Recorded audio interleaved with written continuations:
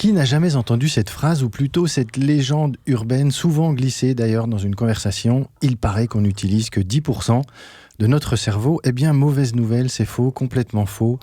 En réalité, on utilise tout notre cerveau tout le temps, mais évidemment, dire cela, c'est beaucoup moins vendeur. Cette croyance simpliste et bien d'autres alimente un véritable culte autour du cerveau. On y trouve les neuromythes, les tests de personnalité qui nous mettent dans des cases et certaines recettes de développement personnel qui s'éloignent parfois dangereusement de la réalité scientifique. Et justement, aujourd'hui, je reçois la personne qui est capable de démêler tout. Albert, tu es docteur en neurosciences, psychologue, clinicien, enseignant et auteur.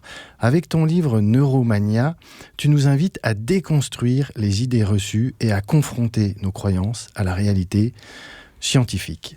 Mais quand on parle de cerveau, on parle du mental et évidemment le sujet de la santé mentale arrive tout naturellement.